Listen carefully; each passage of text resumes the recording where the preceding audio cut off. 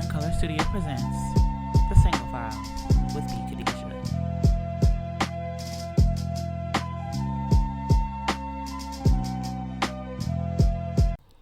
Hey, it's your girl B.Kadijat. Welcome to The Single Files, where we discuss love, relationships, dating, and self-discovery as we are navigating through this season of being single.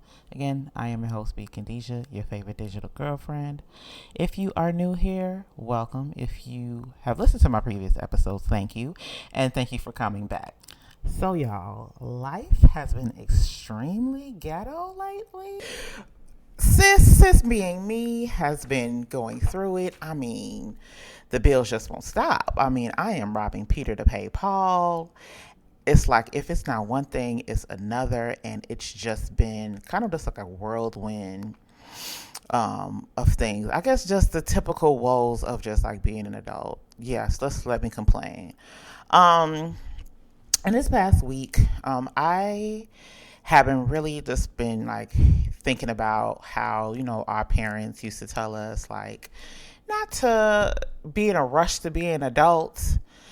So long gone are the days of waking up to Saturday morning cartoons and juice boxes and midday naps, but she still takes a midday nap when she needs one. But anyway, but just thinking about like, cartoons, and just me and my wild imagination. Can we just go back to the days that where, we could just throw on a really good like Disney movie and just like cool out for like an hour and a half to 2 hours?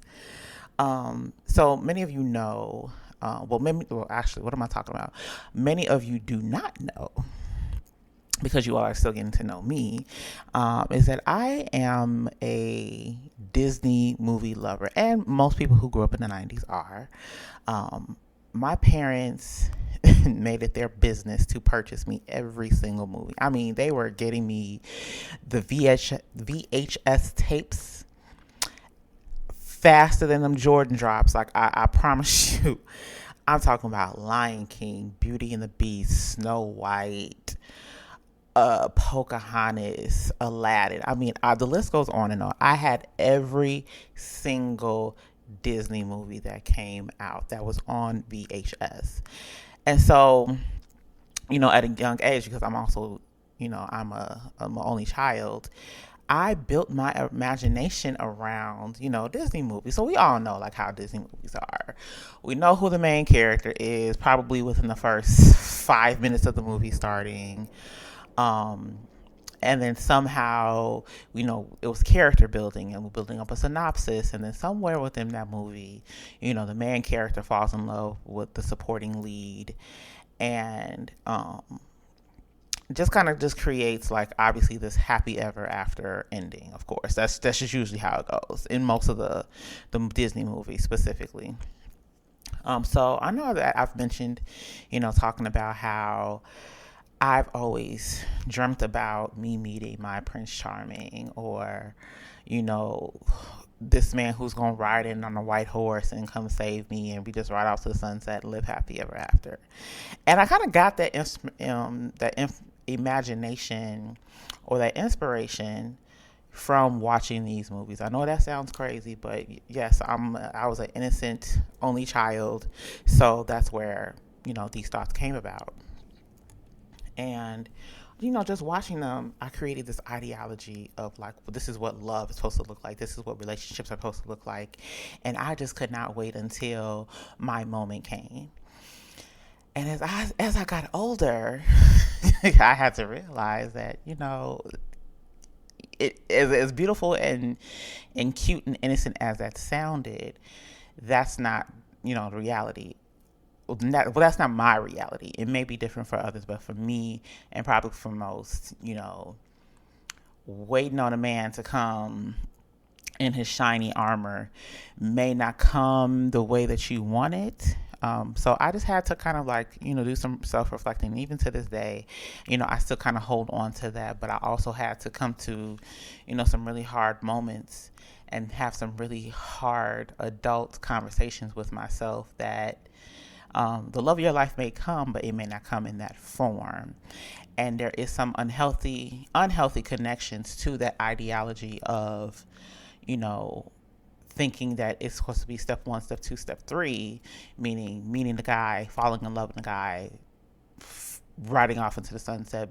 This is your forever person, living this happily ever after. That may not come the way in the pattern that we thought. Well, at least I thought will come into fruition. So I just kind of wanted to kind of expand on that a little bit and just talk about how earlyhood child depictions of love and relationships kind of shape the way that I see love and relationships now, and how I had to do a lot of learning and unlearning in order to, position myself to be a future mate to somebody. I know that a lot of you all has probably seen like past interviews from the rapper Wale. Specifically, I'm reflecting on the conversation he had on Red Table Talk with Jada Pinkett. And I remember him discussing like how, growing up, love was just not something that was said or shown. It was just something that was just known. And that resonated with me a lot because, I'm Nigerian as well, first generation. And it was, when it comes to the topic of love and showing, your admiration of love, really between my two parents, that was something that just was not really shown. It's just something that I just knew, like, okay, like, obviously, like, my dad is in the household and my mom is in the household, so obviously they love each other because they have me. But I think, as I got older, I had to start paying attention to some of the behavioral traits between my parents. And, for me as well, affection specifically between those two were not really displayed.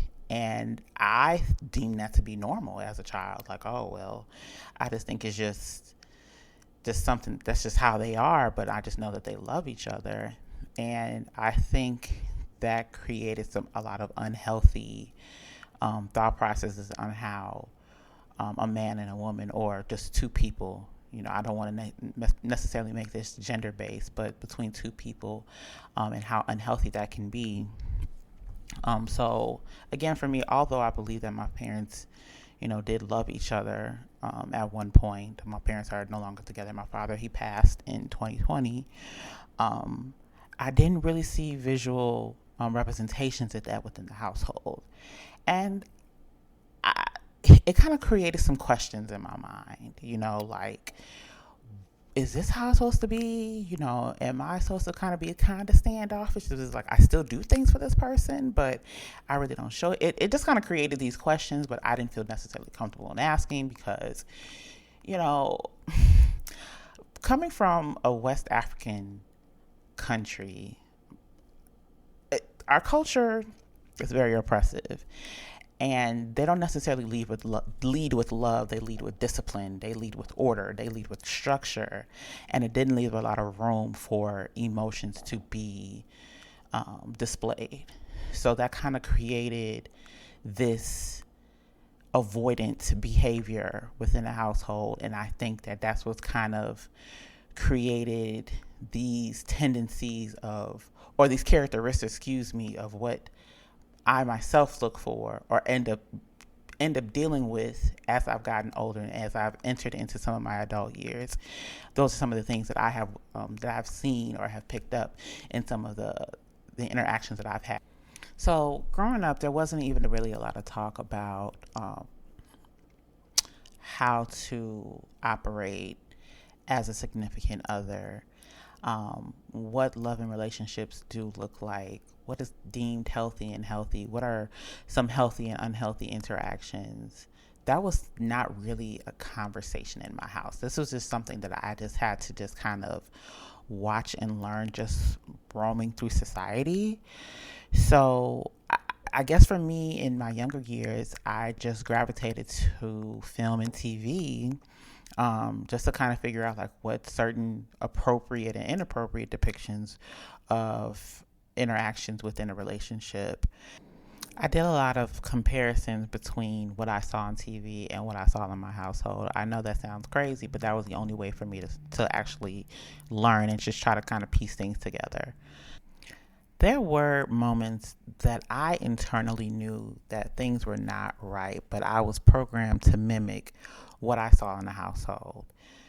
Emotional shutting down, being combative, verbal altercations were things that I thought that were normal to be able to properly function in a relationship. Like I actually believe that, when you're actually having an argument and you're being combative and doing all of these things that can be negative, like looking back on it, I thought that this was actually a way to show that, I love you and I'm fighting you for you, to really show that, I'm in it. And that's just something that I saw with my parents. And in all actuality, it was that was not a healthy approach. And I learned that probably in my late adult years. I'm not that old, but I learned it later on in life, entering into my adult years, that approach in managing disagreements was not the actual healthiest way to operate within a relationship. And that's something that a lot of debunking that I had to do within myself, because I saw how my parents' marriage failed. And that's something that I actually have been learning to avoid.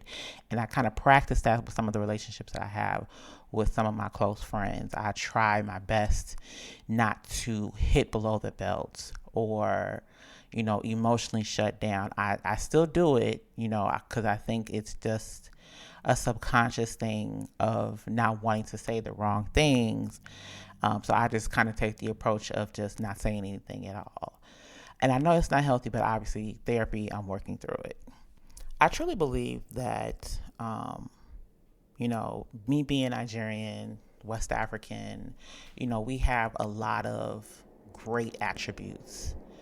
Um, a lot of discipline is literally runs through our veins. My parents provided a lot of structure, um, my mannerisms, being able to just navigate properly through society. They did a great job in doing that. Obviously, the accolades speak for itself. I graduated high school. I graduated from college. I got a master's degree. I did all the things that, lived up to societal standards.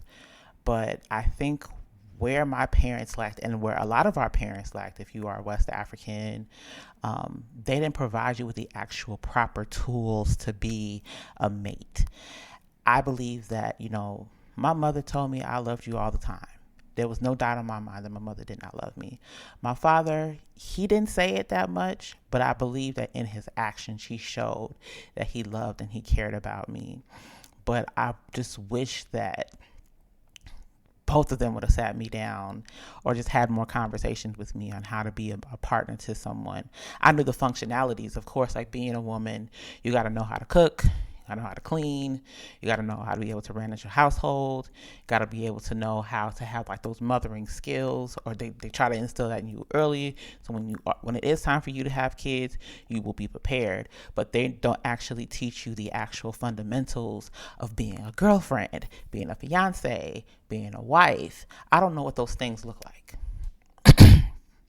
And as I get older, it makes me nervous because I didn't get those tools. I had to just watch other people. I had to, really kind of eye people's relationships, really hear the conversations, be able to kind of see how they were able to, again, manage debates, how they were able to kind of not necessarily have explosive arguments, but be able to have healthy disagreements. So either party is not hurt. Having to learn those things was just something that I had to just watch through others, watch through close friends, watch through, some of my cousins and other family members. But I wish that was something that I would have been taught early. But I think that's probably, maybe it's just a thing that I may not have to be taught. Maybe it's just something that I'll just have to just kind of figure out, and it can either work or it can fail. It's just, it can just really just be trial and error.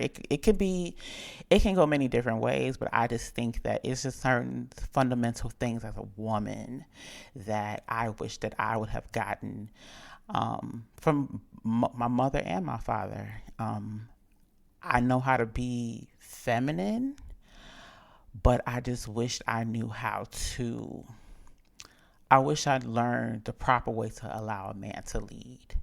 I wish my father would have told me, if a man doesn't do X, Y, and Z, let him go. I didn't have those conversations. All I was told, and most African, kids, specifically girls, because I'm a woman, can say, all you were told was just that don't focus on boys, focus on school, focus on getting your education, and that is it. Anything else outside of that was taboo. And I think a lot of misjustice happened towards us because we weren't fully prepared, and a lot of mistakes could have been avoided if we were given the proper fundamentals in order to be successful.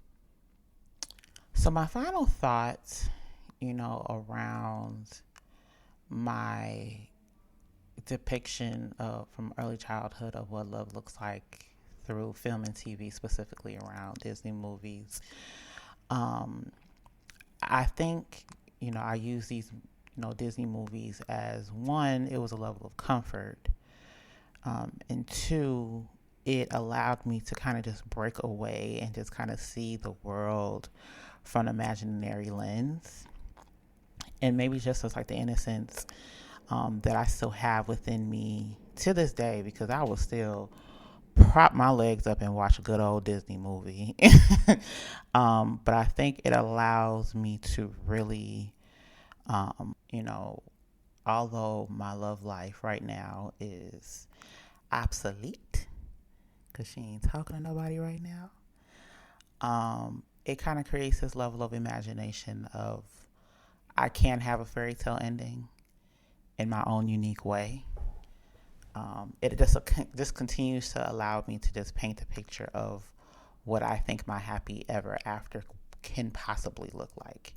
He may not come in some shiny, bright, tin suit, but he may come in a 3-piece suit, Italian woven, cot, whatever. He may come in that. He may come, completely stained up, but literally has God written all over his heart. So I think for me, cartoons and Disney characters, it allowed me to continue to dream about what I think about, what I see for myself when that time comes of falling in love and living the rest of forever with my forever person. So those are my thoughts. I know that sometimes we live in this imaginary fairy tale land, and sometimes being the Lulu can actually save a lot of us from going crazy. So I will continue to have some level of delusion, and I encourage all of you all to have some type of level of delusion as well. So I know that the last time, probably not this last episode, but the episode before on What's It Like, I shared a Dear Future Husband. I do not have a Dear Future Husband this week, but it is the singles file. So I want to be able to have like this music moment and provide a single file that I think actually resonates with this episode. So this week, I actually want to share like a record that I absolutely love to this day by Teacher Moses, Rescue Me. And I want someone like you.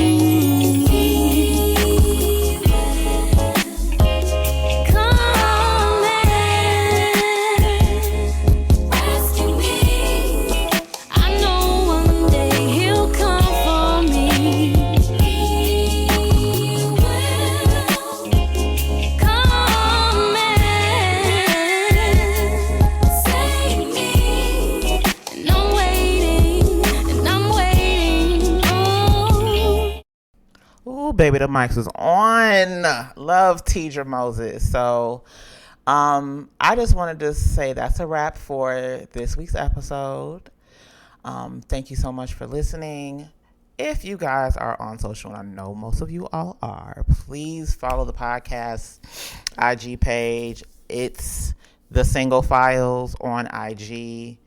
ITS, Single Files with an S at the end on IG. I am going to start posting more content on there. Follow me on TikTok, B.Kadijat. I'm still on X, but not really. But go ahead and holler at me on Threads at B.Kadijat _. Let me know what y'all thought about this week's podcast episode. I would love to hear from you guys. I love the feedback. It allows me to continue to be creative and really expand on this conversation, as I really, really think it's important that we talk about some of the different nuances of being single and a lot of the self-discoveries, which I hope resonates with you all. So that is it. Thank you so much for listening, and I'm going to catch y'all in the next one. Take care.